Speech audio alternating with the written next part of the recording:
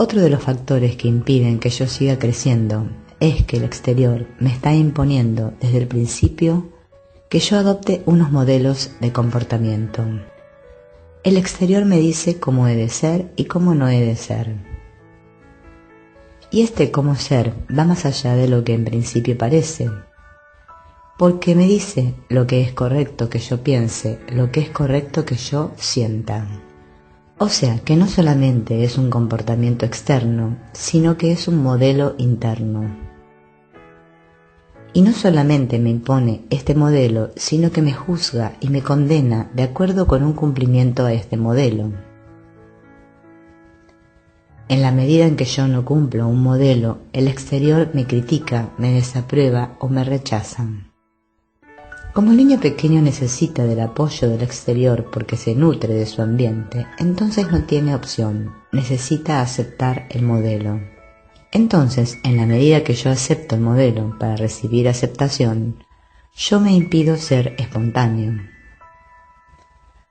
Lo exterior pasa a ser la norma, pasa a ser mi Dios, no la sinceridad, no la espontaneidad, no la libertad interior, no lo profundo, sino lo externo. En la medida en que para mí pasa a ser más importante ser de acuerdo con un modelo que ser más profundamente, más y más yo mismo, en esa medida yo me he de prohibir crecer, lo cual no quiere decir que el exterior no tenga que darnos modelos. Necesitamos modelos para poder convivir. Si no hubiera modelos comunes, no podríamos entendernos. El problema es que se valora y se juzga al niño en virtud del modelo, nada más. Es decir, que se hace del modelo el culto fundamental, de tal manera que la llamada educación suele ser una práctica en que cada uno se comporte del modo que es debido. No que el niño viva cada vez más y más su plenitud, su autenticidad, que llegue a descubrir lo genuino. No, lo más importante es que se comporte de la manera debida. Y esto no solo pasa en la escuela, sino también en la familia. En la familia se quiere mucho a los hijos, pero lo que interesa, en la práctica, cuando la madre está muy atareada y el padre con los problemas que pueda tener, lo que importa es que al llegar a casa encuentre un hogar armónico en el que cada cual haga lo que debe de hacer. Por lo tanto, lo que se impone de un modelo verbal o no verbal es que haya armonía y que haya obediencia. La prioridad es el modo de comportarse, y esto ahoga la posibilidad de un crecimiento real, profundo. Porque el niño, cada vez que trata de ser espontáneo, mete la pata y se gana una reprimenda o una incomprensión. Con eso, al niño no se le propicia, no se le ayuda a que sea cada vez más el mismo en todos los aspectos, sino que se busca que sea mejor niño, mejor estudiante. Siempre se busca algún modo de ser. Se valora más el modo de ser que el ser. Entonces, estos dos factores, el modelo impuesto, por lo tanto el culto al modelo, y los hábitos adquiridos o conducta condicionada, son los dos factores principales que están impidiendo que uno siga creciendo en inteligencia, en energía y en afectividad. Teniendo en nosotros la posibilidad de llegar a una plenitud concreta como seres concretos, estando destinados a poder vivir una plenitud encarnada, generalmente estamos viviendo una frustración encarnada. Y es precisamente por estos factores que no se comprenden, que no se ven en uno mismo. Lo importante es llegar a ver cómo esto actualmente está influyendo en mí. De qué modo mi actual modo de sentirme es producto de los condicionamientos, o es producto de unos modelos, o es producto de unas ideas que yo estoy aceptando sin darme cuenta de que las estoy aceptando. Como yo ignoro, porque no lo miro, lo que está pasando en mí, solamente me doy cuenta que estoy viviendo insatisfecho, y entonces trato de conseguir satisfacción con los medios que yo he ido viendo en mi experiencia, y es buscar unas personas determinadas que me sean más favorables, buscar unas circunstancias, buscar unas ideas o ideales, determinados que parecen que producen en mí un estímulo de esperanza, de ilusión, de satisfacción. Y así es como una carrera sin fin, porque siempre estoy buscando que algo exterior me dé, bajo la amenaza de que lo exterior me lo quite, y en ningún momento estoy buscando la plenitud donde realmente está. O sea, que se está viviendo una enajenación, un vivir fuera de sí, que por sí mismo impide que yo me encuentre a mí mismo. Y por eso, esto se proyecta pensando en una sociedad ideal, en que todo sea muy bueno, por tanto que nadie me haga daño, que todos sean muy generosos, que nadie se meta conmigo. Se proyecta en una serie de modelos ideales que no son nada más que una proyección de incomprensiones, de insatisfacciones actuales. En lugar de solucionar el problema allí donde está, tendemos a hacer otras proyecciones e idealizamos, sea a través de sistemas ideológicos de tipo filosófico, político o religioso. ¿Cómo se debe actuar en el mundo? ¿Qué debemos hacer? Yo no soy quien para decir lo que se debe de hacer. Mi función no es dar otro modelo de comportamiento. Lo que pretendo es mostrar lo que está ocurriendo para que, teniendo una mayor información, uno pueda descubrir y entonces actuar en consecuencia. Lo importante es llegar a ver por uno mismo. Si no, esto no sería un curso de autorrealización, sería uno de domesticación. Mientras yo esté funcionando en virtud de ideas aceptadas, en virtud de hábitos, es evidente que no podré llegar nunca a ser yo mismo. No es adquiriendo nuevos hábitos o aprendiendo a cambiar de modelo, pues todo esto es lo que se contrapone a un descubrimiento de uno mismo en mayor profundidad. El aceptar modelos puede ser útil de cara al comportamiento exterior, pero el problema es que yo no vivo esos modelos de cara al comportamiento exterior, sino que me los creo y me identifico con ellos. Yo me confundo con el modelo. Mientras esté funcionando esto, pues yo tengo el paso completamente cerrado al conocimiento de mi plenitud interior. ¿Qué hacer? Lo primero de todo es que yo aprenda a darme cuenta de lo que está pasando. Si no, será ir a la deriva, siempre pendiente de algo exterior a mí, algo que me alejará de mí. Entonces, lo primero es aprender a abrir los ojos y a descubrir por mí mismo qué es lo que está pasando en mí.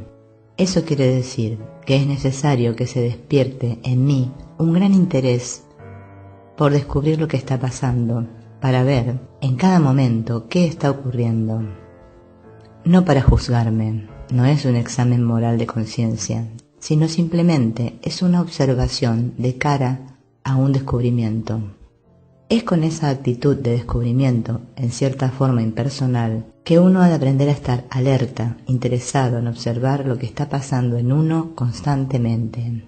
Observar lo que está pasando en uno constantemente no quiere decir que yo esté pensando en mí. Porque cuando yo pienso en mí, lo que hago es añadir más líos a los que ya tengo. Observar es observar, no es pensar. Observar es un acto simple por el cual yo dirijo la atención para ver. No para teorizar, no para comparar, no para especular en ningún sentido sobre aquello que veo, no para interpretar nada, sino para ver. Miro para ver y comprender. Esta es la actitud fundamental y hay que distinguir claramente de lo que es pensar. Es dirigir la atención con ganas de ver y comprender, pero sin querer sacar conclusiones. Es ver con deseo de comprender la cosa en ella misma, observar lo que pasa. Es una actitud, podríamos decir, científica, de observación, de descubrimiento. No de elaborar una teoría de acuerdo con los modelos que me han dicho, de que hay que ser bueno, hay que ser así o del otro modo. Es observar para descubrir y ver lo que pasa. Es desarrollar una actitud de descubrimiento, no de pensamiento. Si yo me pienso a mí, Esto es fatal porque va convirtiéndole a uno mismo, las ideas de uno mismo, en objeto de uno mismo. Es una especie de narcisismo, en la que uno queda encerrado en su propio cascarón interno. Es observar, es un acto simple que deja mi mente disponible para vivir en presente lo que está pasando. En cambio, cuando pienso, ya quedo absorbido por el objeto en que estoy pensando y por lo tanto cerrado de cara a la experiencia. Yo puedo estar atento a lo que pasa en mí y a la vez estar abierto a lo que está pasando alrededor de mí. Hay que captar claramente esta distinción entre estar atento, interesado y lo que es pensar, juzgar, razonar, comparar. Pensar es un proceso de relacionar ideas. Mirar es un acto simple, no hay ideas. Mirar deja disponible la mente. En cambio, el pensar es un razonar. Esto es así, por esto, por lo otro. En cada momento el exterior nos impacta y ambos, el exterior y nuestra respuesta, deberían constituir una unidad. Lo mecánico, lo adquirido, lo que son hábitos del pasado, solamente hay un modo de quitarles la fuerza, pues toda la fuerza del hábito está en su carácter inconsciente, o sea, que funciona al margen de nuestra conciencia actual. Entonces, el único modo real para que yo pueda erradicarlos de raíz es que yo me permita ser consciente de aquello que está funcionando hasta ahora inconscientemente.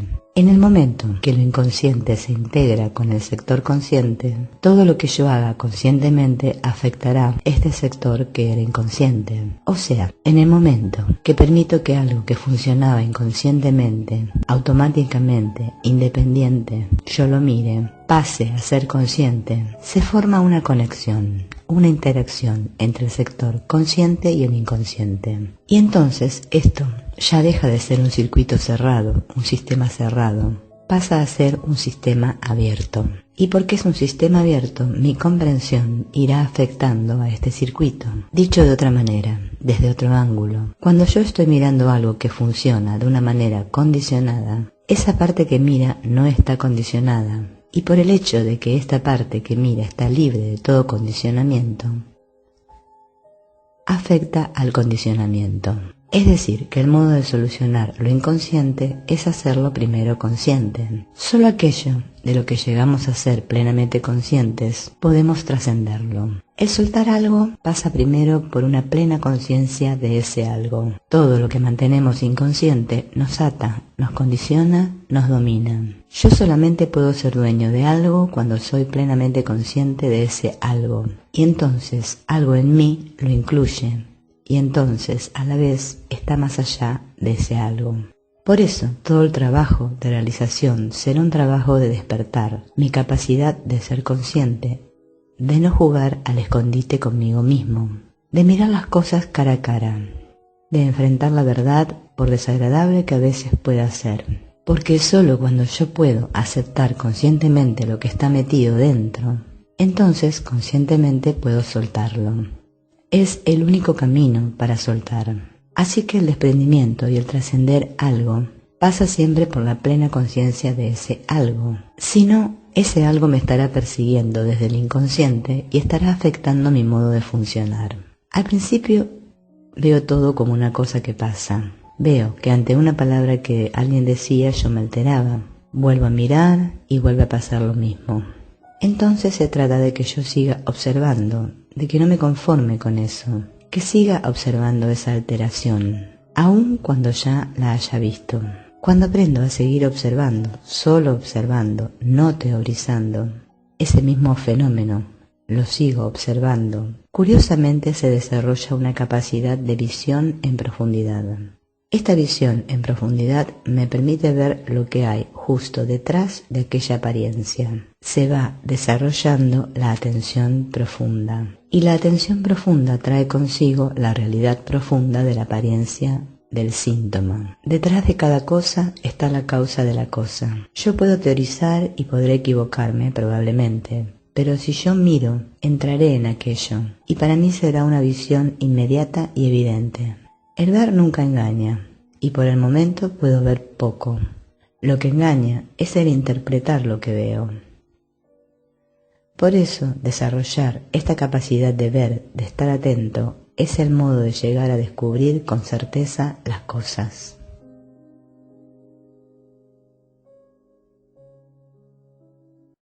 De hecho, se hace lo que no se debe, porque cuando uno es pequeño aprende a funcionar como puede. Lo malo es que después se pasa uno toda la vida funcionando igual, y esto es lo que rompe la unidad. Toda la base de nuestra desgracia es que en sí todo es una unidad real, y el gran drama del ser humano es que dentro de su propia mente, de su pequeña conciencia, divide esa unidad en una dualidad. Dualidad que a su vez trae consigo numerosas subdualidades. La dualidad es el conflicto. La unidad es la solución.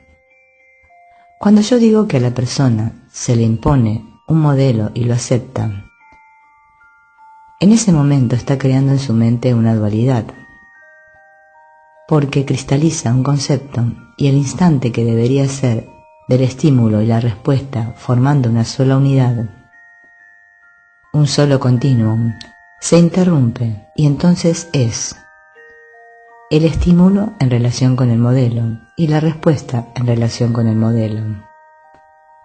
Lo que debiera ser un fluir único, un flujo y reflujo, entrada y salida en un solo movimiento, se convierte en una entrada con un tope, en un análisis, y se crean dos mundos dentro de la propia mente. Entonces es esta cristalización, que es el resultado de toda idea aceptada, de vivir en función de ideas aceptadas, lo que está creando la dualidad, creándola artificialmente, porque de por sí no existe. Cuando todo yo soy respuesta, cuando todo yo soy parte integrante de lo exterior, es decir, forma una unidad con lo exterior, desaparece el estado de víctima y verdugo. Es una sola conciencia la que está ahí. Cuando yo estoy en conflicto en mi mente, ya estoy separando la idea de una cosa con la idea de la otra. Este es todo el problema. Y es esta la base de todo proceso. Realizarse no es nada más que normalizarse. En la medida en que creemos ser este cuerpo físico, es evidente que toda seguridad es relativa, porque al final acaba mal la historia siempre. Toda seguridad es momentánea, provisional. Si uno se da cuenta de que no es el cuerpo, entonces la seguridad será otra cosa distinta. Y ahí está uno de los factores fundamentales de descubrir la propia identidad. Cuando descubres que tu identidad no tiene nada que ver con lo que nace ni con lo que muere, que lo que eres es algo de por sí invulnerable, entonces llegará el descubrimiento de la auténtica seguridad. La conciencia tiene la capacidad de que cuando ve una cosa como ilusoria, la suelta. Es decir, cuando ve una cosa como error, deja de estar apegado a ella. Los miedos suelen ser todos ellos un apego a creencias de peligro, que en un momento parecieron ser, o fueron, y que persisten dentro de mí porque yo los enterré, no quise saber nada. Entonces, cuando se actualizan, se toma conciencia. Se ve a la vez el miedo que hay y a la vez lo infantil y lo irrazonable del miedo. Y esto hace que de por sí se suelten. El autodescubrimiento es una especie de purgatorio por el cual lo encubierto ha de ser descubierto. Es un poner a la luz para que todo se ilumine, para que todo sea luz. Mientras haya en nosotros zonas oscuras que no queremos saber, esas zonas oscuras serán nuestro infierno. Uno puede vivir más o menos compensado con los miedos dentro, ocultos. Pero llega un momento en el que te encuentras tan mal, o llega un momento en el que ves tan claro, que estás viviendo en un error completo. Entonces esto tiene más fuerza que el miedo a pasarlo mal. Todo aquello que no aprendemos por discernimiento, lo aprendemos por sufrimiento. Cuando el cuerpo responde paralelamente a la mente y se soluciona el problema en la mente, suele remitir, sobre todo cuando no se trata de procesos irreversibles, suele remitir los síntomas físicos. Un problema no es un dolor físico. Un dolor físico es un síntoma. Y si la causa es un miedo cristalizado, es una consecuencia. Por lo tanto, lo mismo que vino como consecuencia, se irá como consecuencia. Un miedo, o contraerte, rechazando el vivir, o sentir ese miedo, son dos posturas. Aquí lo que se trata es que yo aprenda a mirar lo que hay, a aceptar que eso está ahí y por qué está ahí, atreverme a sentirlo. Ahora, una cosa es sentirlo y otra cosa es exteriorizarlo. Interiormente es que acepto lo que hay, pero esto no quiere decir el que justifique que yo haga exteriormente disparates para dar salida a mi agresividad o a mi miedo. Exteriormente yo tengo la responsabilidad de controlar mi comportamiento, pero interiormente yo puedo vivir lo que hay, sin engañarme, sin huir de ello, sin taparlo con otras cosas. Es porque tenemos miedo de lo desagradable que reprimimos. Reprimimos no solo de cara al exterior, reprimimos al no querer sentir interiormente lo desagradable. Entonces tenemos que aprender a aceptar que si lo desagradable está ahí, lo correcto es que yo lo viva, no que lo busque, pero que no lo rechace. Uno puede ir aceptando lo desagradable en la medida en que se va sintiendo más fuerte interiormente. A la vez que vamos aceptando lo desagradable, esto nos va fortaleciendo más interiormente, pues está ejercitando su energía de resistencia en este caso. En la medida en que voy mirando lo que hay y en la medida que lo voy sintiendo, voy descubriendo su naturaleza, de qué está hecho. Porque cuando yo voy comprendiendo de qué está hecha la cosa, surge la capacidad de soltar aquella cosa. No tenemos que confundir el pensar con el estar atentos. Si pienso, pienso. Si estoy atento, estoy atento. Ahora, si queriendo estar atento resulta que yo estoy pensando, entonces tengo que estar atento a qué estoy pensando. Aplicar la atención al hecho concreto de que estoy pensando.